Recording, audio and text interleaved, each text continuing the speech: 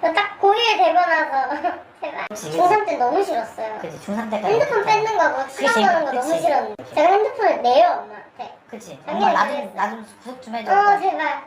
근데 어릴 때만큼의 그런 걸 안 해줘. 맞아요. 주변에서. 자극을 받아도 너무 무뎌지는 거거든요. 많이 그렇잖아? 무뎌졌죠. 많이 무뎌지잖아, 이제. 정말 많이. 어차피 너를 무시하는 눈빛. 어차피 시험 봤어? 할 때 묻지도 않아, 이제. 엄마 이제 안 물어봐요. 그게 더 상처인 거야, 이제. 어? 몇 점인지 궁금해하지도 않아, 이제. 그러니까요. 그 다음에 그냥 못 봤다, 잘 봤다, 이런 것도 가지고 차이한테 화를 내지, 이제. 그치? 화도 안 내. 아빠도 안 물어. 오히려 아이 저녁 시간에 만나서 시험 끝나고 왔는데, 모국 끝나고 와도 밥 먹는데 그 누구도 성적 얘기 안 해. 시험 얘기를 안 해. 그게 더 슬픈 거야, 자기한테, 이제, 너희들은. 맞아요. 고2, 고3들은 그게 가장 힘든 거야, 솔직히 보면은. 근데 그런 친구들이 몇 명? 80%라는 거야. 안녕하세요, 스토어 도쌤입니다. 그동안 영상을 좀 자주 못 올렸는데 제가 몸이 갑자기 좀 아파져서 좀 몸을 추스리고 오느라 좀 시간이 걸렸습니다. 오늘은 카페나 메일을 통해서 저에게 도움을 요청하신 분들이 꽤나 많으신데 사실 너무 무거운 주제이기도 하고 사실 답이 없는 경우도 너무 많아서 이 얘기를 할까 말까 망설이다가 좀 고민 끝에 정말 너무 많은 메일들이 와서 이 부분들에 대해서 한번 얘기해보는 시간을 가져야겠다 싶어서 영상을 준비하게 되었습니다. 가르치는 일을 업으로 삼은 지 20년이 지났습니다. 아주 많은 학생들을 만나게 되었고요. 학생, 학부모님으로부터 많은 고민을 듣게 되기도 하죠.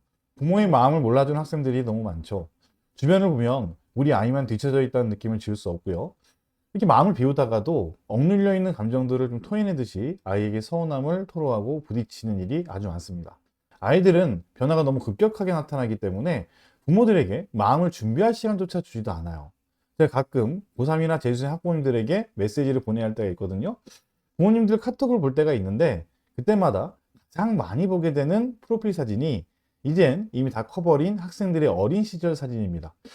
한창 강의하던 시절에는 그런 부분들이 눈에 안 들어왔었는데 저도 아이가 생기고 슬슬 말 안 듣기 시작하는 시기가 되니까 좀 그 이유를 알겠더라고요. 오늘은 쉽사리 꺼내기 힘든 자녀와의 학업 갈등에 대한 이야기를 한번 해보려고 해요. 제가 겪은 사례들을 바탕으로 몇 가지 유형들을 먼저 말씀드려 보겠습니다. 첫 번째 사례는 오냐 오냐 유형이에요. 말 그대로 초등과 중등, 고등까지 아이가 원하는 건 대부분 맞춰주며 자란 아이입니다. 제가 가르치는 지역에서는 자주 보이는 유형인데요. 아무래도 요즘 아이들이 외도인 경우도 많고 워낙 귀하게 커서 그런지 더욱 이런 유형들 아이들을 많이 만나게 돼요. 어떤 부모님은 아이가 좋아하는 연예인 콘서트 티켓까지 데리고 줄을 서서 받아오신 분도 제가 봤어요. 또 자녀가 주말에도 힘들게 학원에서 공부하고 계신다고 주말 내내 아빠 엄마가 아이 심부름으로 포토카드 당근하러 다니시고 아이돌 굿즈를 사러 홍대를 정기적으로 가시는 분도 봤습니다. 어떤 남학생 가족은 매번 일본으로 여행을 가는데요. 그 이유가 아이가 좋아하는 애니메이션 영화를 보기 위해서라고 해요. 정말 대단하죠? 그렇게 열성적으로 아이를 위해 하나부터 열까지 맞춰주는데 공부를 안 해요. 그래서 학생을 따로 불러서 시간을 갖고 얘기를 해봤는데 부모님의 감사함보다는 오히려 엄마 아빠가 좀 무서웠으면 좋겠다는 말을 하더라고요.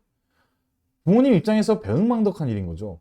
저도 그 말을 들으면서 부모 입장으로서 빙이 돼서 피가 거꾸로 솟고 막 할 정도였으니까요. 그런데 전 이 친구가 특별히 다른 아이들보다 인성이 안 좋다던가 예의가 없다고 생각되진 않았어요. 저도 아직 초등인 제 아이에게는 마냥 좋은 아빠이고 싶은 게 사실이기 때문에 이 친구와 깊은 대화를 하던 날에 앞으로 어떤 부모가 되어야 하는지에 대해서 저 또한 많이 고민했었던 것 같아요. 두 번째 유형은요, 공부는 네가 알아서 해 유형입니다.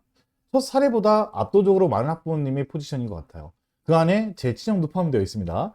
그렇다고 아이한테 신경 쓰지 않는 건 또 아니에요. 오히려 인성이나 경험을 중시하는 부모님이 많으시죠. 주말에는 가족끼리 영화관이나 캠핑도 가고 여행도 자주 다니면서 아이에게 많은 것을 느끼게 해주고 싶어 하죠. 제가 가르친 한 학생의 이야기인데요. 아버님이 평일에는 회사 일로 바쁘시니까 한 달에 한 번은 꼭 아들과 둘이 캠핑을 가셨다고 해요. 그렇게 캠핑을 초5부터 중3 때까지 다녔는데 캠핑장에 가면 그날은 아빠가 직접 음식도 준비해서 먹고 아빠와 아들 둘만의 시간을 갖고요. 남자들만의 이야기도 하고 꿈을 찾는 삶을 가지라고 하시면서 좋은 이야기도 해주셨대요. 남자라면 누구나 바라는 이상적인 아버지의 모습이라고 생각을 하죠. 그런데 그런 아이가 공부를 안 해요. 혹시 그 캠핑도 억지로 간 거 아닌가 했는데 그것도 아니에요. 본인 스스로 먼저 가자고 했대요. 아빠는 성실하게 아이와의 약속을 지킨 것뿐이죠. 부모님과 사이도 좋고 부모님들 또한 공부에 큰 압박을 안 주시는 분들이었어요. 유일한 문제는 아이가 공부를 안 하는 것이었던 집이었습니다. 자, 세 번째는요, 스카이캐슬 유형이에요. 초등부터 엘리트 코스로 학원을 다니고 모든 스케줄을 완벽하게 부모님이 제어했던 학생들입니다. 대치나 학군지에 이런 유형의 학생이 많죠. 이런 학생이 두 번째 사례만큼 학원에서 많이 만나게 되는 것 같아요. 초등 때는 영재 소리 들었어요부터 좋다는 학원은 모두 다녀봤던 학생이죠. 아이도 순종적이어서 어릴 때는 항상 부모님의 자랑이었고 주변 학부모님들의 부러운 시선을 받으며 자란 학생이었다고 해요. 그런데 시기는 각각 다르지만 중2부터 고2 사이에 공부를 갑자기 안 하기 시작합니다. 대화도 시도해보고 원하는 것을 걸어보기도 하는데 쉽지가 않아요. 나중에는 핸드폰도 뺏어보고 컴퓨터도 못하게 해보고 친구도 못 만나게 하면서까지 회유책과 강경책을 오가면서 그 어떤 방법을 써도 좋아질 분위기는 아니에요. 결국 선생님들한테 SOS를 쳐보지만 이런 유형의 학생들의 특징이 어른들과 말을 잘 안 해요. 고기로 모든 걸 말하죠. 제가 상담실 데려가서 개별적으로 말을 해봐도 끄덕거리거나 가로짖는 모습만 보입니다. 상담하기 정말 까다로운 유형이기도 해요. 제가 그동안 만나보고 겪었던 학생들이 이런 세 가지 유형이던가 세 가지 중에 두 가지나 세 가지 모두 혼합되어 있는 경우가 아주 많았습니다. 사실 이런 이야기를 꺼내서 말을 하려면 아이를 대학 정도까진 보내봐야 내공이 있을 것 같은데요. 또 그렇다고 해서 그분들에게 조언을 구해봐도 사실 뾰족한 답이 없죠. 대부분 돌아오는 대답은 시간이 약이야. 그냥 방 하나 해준 남의 집 아이라고 생각을 해라. 뭐 등등 말이죠. 그만큼 많은 분들이 그 시기를 가슴앓이 하면서 보내셨다는 이야기겠죠. 또한 집집마다 상황과 환경이 모두 다르기 때문에 우리 집에 맞는 조언을 찾긴 어려울 것 같아요. 그런데 생각해보면 저희 부모님들도 뭐 저희 때문에 그렇게 속 썩이면서 아마 키우셨을 거라 생각이 드니까 그런 상황이 또 아이를 키우면서 저희가 또 겪게 되는 것이고, 또한 모르긴 몰라도 이제 저희 아이들이 커서 부모가 되면 이 영상을 또 보게 될 수도 있겠죠. 뭐 저라고 뾰족한 수가 있나요? 그래도 포기하지 마시고 계속 두드리라고 말씀드릴 수밖에 없지 않을까 해요. 너무 힘드시면 아이 없을 때 좋아하시는 음식 드시고 조용한 카페에 가셔서 기분 전환 좀 하시고 그 녀석들 오기 전까지 당 충전, 힘 충전 하셨다가 어차피 질싸움 아니에요?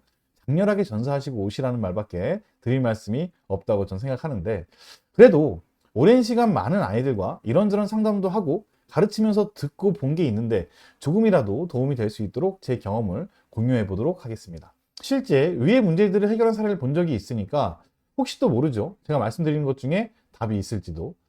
너무 기대는 하지 마시고요. 그래도 조금이라도 도움이 되고 싶어서 만든 영상이니까 한번 끝까지 들어보셨으면 좋겠어요. 제가 첫 번째로 드릴 수 있는 조언은요, 아이와 친구가 되려고 하지 마라입니다. 회사 생활 하시는 분들이라면 잘 아실 것 같아요. 저는 회사 생활을 오래 해본 적이 없지만 저희 형과 동생이 회사에서 팀장급이라서 만날 때마다 저한테 이런 말을 자주 합니다. 우리 부하 직원들이 나를 제일 좋아해. 내가 항상 친구처럼 대해주거든. 그러니까 거리낌 없이 나한테 편하게 말하거든. 이렇게 저희 동생하고 형이 말을 합니다. 근데 그런 말을 들을 때마다 전 그냥 정신 차려 라고 말해줍니다. 그 회사의 팀장들 중에서는 좋은 사람들일 수 있겠죠. 그런데 과연 동기들보다 편할까요? 전 그게 아이들도 마찬가지라고 생각을 해요. 엄마 아빠 뒤를 졸졸 따라다닐 때는 부모님이 전부였겠죠. 엄마가 슬퍼하면 자신의 슬픔인 양 느끼기도 할 것이고, 아빠가 화를 내면 세상이 무너진 것처럼 생각할 수도 있겠지만, 이미 아이가 커버린 지금은 부모님들도 모르는 사이에 아이들은 학교가 되었든 학원이 되었든 간에 밖의 세상과 연결되어 버렸어요. 부모님이 다른 아이들과 비교를 하며 키웠든 키우지 않았던 상관없이 아이들은 다른 부모들과 자신의 부모를 비교하기 시작합니다. 난 다른 아이들과 절대 비교하지 않았는데 하시는 분은 정말 억울하시겠죠. 근데 그런 생각이 팀장의 위치에서 부하 직원은 모두 날 좋아해 하는 제 형제들과 무엇이 다를까요? 뿌린 대로 거두는 것이 사랑관계가 아니라는 것은 이미 우린 다 알고 있지 않을까요? 부모 자식 간에도 마찬가지라고 생각을 해요. 이런 일이 있었어요. 어떤 부모님이 학원에 간식거리 사오셔서 같이 수업 듣는 아이들한테 그 간식을 하나씩 손에 쥐어주십니다. 그런 상황이 벌어지면 어김없이 아이들 입에서 한마디씩 나오는 말이 있어요. 우리 엄마는 절대 저렇게 안 해. 제가 그거를 목격한 후에 부모님들한테 절대 학원에는 간식 같은 거 싸오지 마시라고 제가 항상 말씀드리거든요. 아이들이 학원이나 이런 학교에서 공부만 하고 있는 것이 아니라 사회생활을 이미 하고 있다고 보셔야 해요. 그래서 사회생활처럼 가족 간에도 각자의 역할 분담이 제대로 되어야 한다고 생각을 해요. 일정한 거리를 유지해야 되는 것이죠. 특히 어린 학생들, 최소한 중학교 들어가기 전에 그 역할 분담을 정확하게 할 필요가 있어요. 첫 번째 말씀드린 부족한 것 없는 오냐오냐 유형의 학생이 한 말 중에 가장 기억에 남는 말이 부모님이 어설프게 친구인 척 하는 게 싫다고 하더라고요. 두 번째 유형인 공부는 네가 알아서 해 유형의 학생은 공부는 알아서 하라고 해놓고 왜 고등학교 성적 보고 말을 바꾸는지 이해할 수 없다고 하더라고요. 그 조카도 사실 두 번째에 해당되다 보니까 나중에는 결국 저 아내가 중재라고 나서서야 형과 아이 관계가 개선되었거든요. 최소한 제가 중고등학생들을 20년 동안 만나면서 겪은 바로는 아이들은 덩치는 커져도요 아직 애라는 거예요.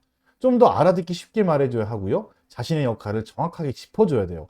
수학을 가르칠 때도 마찬가지예요. 그래서 이건 외워, 이건 이해해, 이건 써, 오늘 몇 시까지 나와, 이렇게 딱 말을 해주고 리더십을 보여줘야 잘 따라옵니다. 특히 초등이나 중등의 저학년 같은 경우는 부모님이 선장인데 선원의 이야기는 참고는 하시되 항로를 논의하고 가진 않으셨으면 해요. 핸들을 직접 넘기실 게 아니라는 말이죠. 어차피 늙어서 아이들과 친구처럼 지내시면 충분하다고 생각해요. 너무 어릴 때부터 친구처럼 지내는 건 좀 위험하지 않나 생각해 봅니다. 두 번째로는 아이는 좋아하는 사람 말을 잘 듣다 보니까 그런 것들을 10분 활용했으면 좋겠다라고 말씀드리고 싶어요. 사실 말을 잘 안 듣는 아이들의 마음은 어른들이 이해할 수 없는 상식 밖의 세상인 경우가 너무 많아요. 옳은 소리 하는 어른은 모두 적이라고 인식을 하는 성향이 아주 강하죠. 공부도 사실 어떻게 하는지 몰라서 안 하는 경우는 거의 없다고 봐요. 사실 공부보다 더 재밌는 게 얼마나 세상에 많이 깔려 있는데요. 조금이라도 틈만 나면 공부를 안 하는 쪽으로 선택을 하지, 틈만 나면 공부하는 학생은 정말 보기 드문 경우죠. 특히 첫 번째 말씀드린 아이와의 일정한 거리를 두는 것에 실패하신 부모님이시라면 더욱 두 번째 내용을 잘 생각해 보셔야 해요. 사춘기가 심하게 온 학생들은 자신의 영역에 부모를 두지 않죠. 오로지 좋아하는 취미 한두 개랑 자신이 친한 친구만 그 영역에 포함을 시키려고 하죠. 아무래도 그렇다 보니까 부모와의 통신을 단절하기 일쑤입니다. 사실 아이들은 무엇이 옳고 그른지 대부분 알고 있어요. 부모님들이 하시는 말씀이 자기 잘 되라고 하는 거 잘 알고요. 동기부의 영상도 볼 때마다 공부해야겠다고 마음을 계속 먹기도 하죠. 그런데 황당한 건 같은 이야기도 부모님이 이야기하면 잔소리가 되고 자기가 좋아하는 유튜버가 이야기하면 인생이 조언이라 감동을 하죠. 왜 그럴까요? 이건 옳고 그름의 문제가 아니고 좋고 싫음의 문제이기 때문이에요. 제가 오래전 읽은 기사에 이런 실험이 있었어요.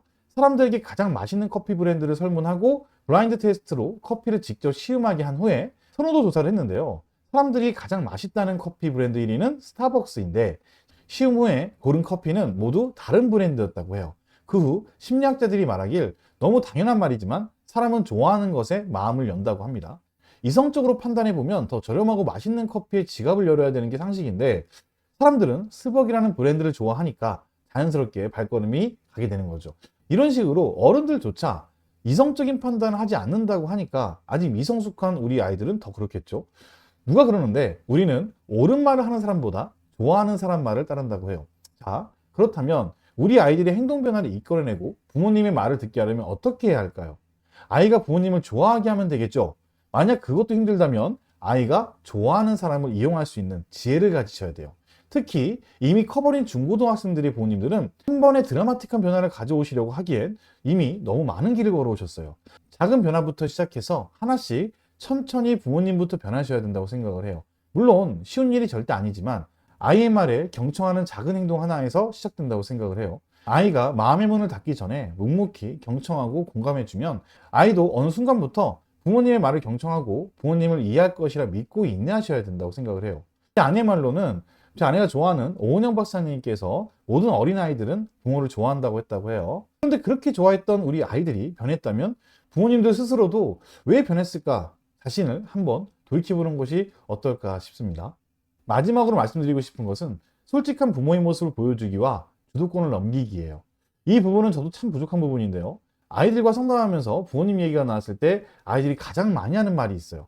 부모님들은 마음대로 하고 싶은 거 다 하시면서 자기들에게는 하지 말라는 게 너무 많다고 하더라고요.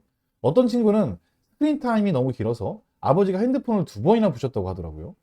그런데 그 친구 말이 아빠는 주식하시느냐고 핸드폰을 끼고 사신대요. 또 다른 친구 같은 경우에는 핸드폰이 없어서 TV 보는 것이 유일한 낙인데 엄마가 TV를 없애버리셨대요. 그래서 그럼 가족 모두 심심하겠네 그랬더니 부모님은 핸드폰으로 보셔서 상관이 없대요. 자기만 사는 재미가 사라졌다고 불만이 어마어마하더라고요. 뭐 솔직히 저도 이런 얘기 나오면 저도 바른 생활의 부모가 아니다 보니까 제 스스로도 반성을 많이 하는 것 같아요. 하지만 또 한편으로 생각해보면 참 답답한 게 그렇다고 우리 어른들이 모두 고3 수험생들처럼 눈치 보면서 살 수도 없고 말이죠. 그런데 이런 부분에 대해서 제가 아는 어떤 부모님께서 아이들에게 대하셨던 태도가 꽤 효과적이라서 한번 말씀을 드려볼게요. 그분의 가정 또한 휴대폰이 문제였고 다른 가정과 다르지 않았어요. 그런데도 불구하고 아이들 스스로가 나름 절제도 잘했고요. 그다음에 부모님께도 불만이 많이 없더라고요. 이유를 물어보니까 어머니께서 평소에 본인이 부족함을 아이에게 솔직히 말씀하셨다고 해요. 뭐 이런 식이죠. 어제 드라마를 보느냐고 엄마가 새벽 4시에 잤는데 엄마가 제정신이 아닌 것 같다. 엄마 스마트폰 중독인 거 어떡하냐. 이렇게 스스로 통제하기 너무 힘들다. 나도 하기 힘든 거 너희는 어떻게 하고 있냐. 이런 모습을 엄마가 보여줘서 미안하다. 이렇게 이런 비슷한 느낌으로 말씀을 하셨다고 해요. 저희도 그렇잖아요. 항상 강하다고 느끼시던 분이 약한 소리 하시면 좀 걱정되고 그런 부분이 있잖아요. 그 학생이 그런 어머니의 모습을 보고 본인도 죄책감이 조금씩 덜하게 되었다고 하더라고요. 하더라도 몰래 화장실 가서 했다고 해요. 그렇게 작은 변화가 아이들에게는 큰 귀감이 될 수 있다고 생각을 해요. 우리는 특히나 가족들에게 잘못을 인정하고 사과하는데 어색한 것 같아요. 가족이니까 그냥 넘어가는 경우가 많죠. 제가 우리 가족들한테 유일하게 잘한다고 생각하는 것이 하나 있는데요. 저는 아무리 작은 일에도 가족들에게 사과를 아주 잘합니다. 이런 모습을 보고 배운 건지 제 아이도 몰래 게임하면 저희한테 스스로 와서 꼭 고해성사를 해요. 울면서 얘기를 하죠. 잘못을 인정하고 사과하고 솔직한 마음을 표현하는 것이 사춘기 아이들에게는 더욱 중요한 것 같아요. 사실 청소년기 아이들에겐 이젠 더 이상 부모가 완벽한 어른이 아니기 때문이죠. 오히려 부조리하고 불합리한 모습을 더 가까이서 많이 목격할 수밖에 없어요.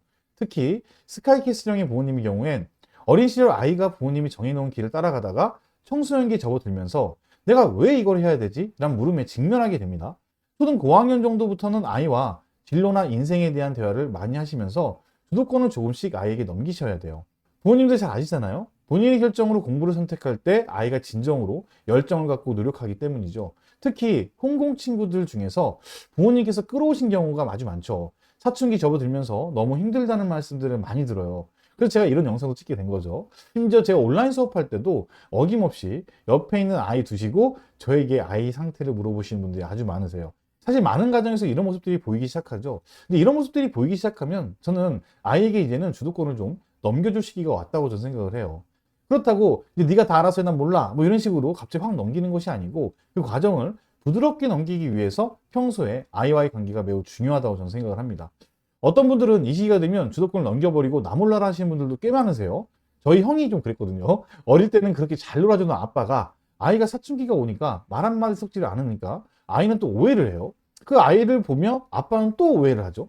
그렇게 감정의 골이 깊어지는 것을 제가 지켜봤거든요. 제가 그렇게 하는 형한테 큰맘 먹고 한 말이 있어요. 아빠라고 해서 반드시 옳은 말만 하려고 하지 말고 고치려고 하지도 마라. 아이 스스로도 형이 얼마나 대단한 사람인지 잘 알고 있으니까 그만 좀 잔소리 좀 해 라고 얘기를 했죠. 최소한 제가 만나본 모든 학생이라고 말씀드리기 힘들겠지만 대부분의 학생들은 이미 부모님들이 대단한 존재라는 걸 다 알고 있어요.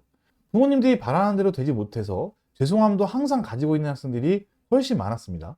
제 주변 지인들이 저한테 이런 말 하는 사람들이 굉장히 많아요.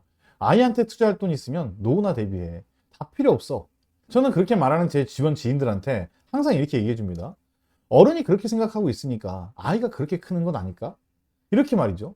제가 잘 기억은 안 나지만 어떤 교수님께서 이런 말씀을 하셨죠. 모든 인간에게는 지랄 총량의 법칙이 존재한다. 하지만 전 이 말이 모든 사람에게 적용되지는 않는다고 생각을 해요.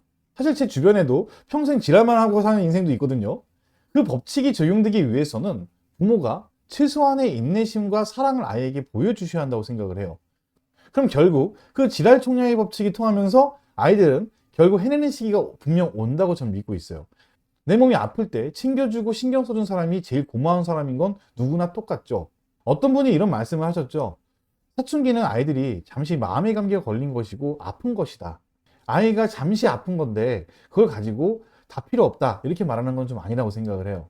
아이들과 싸움을 하시더라도 지혜롭게 싸움을 해보는 것이 어떨까 생각합니다. 오늘 영상은 20년간 사춘기 아이들과 고군분투해온 제 생각을 말씀드렸습니다. 사춘기 자녀를 두셨거나 사춘기를 앞둔 자녀를 두신 부모님께 도움이 되는 영상이 되었길 바라고요. 영상이 마음에 드셨다면 구독과 좋아요 부탁드리고요. 다음엔 더 좋은 영상으로 찾아뵙도록 하겠습니다. 감사합니다.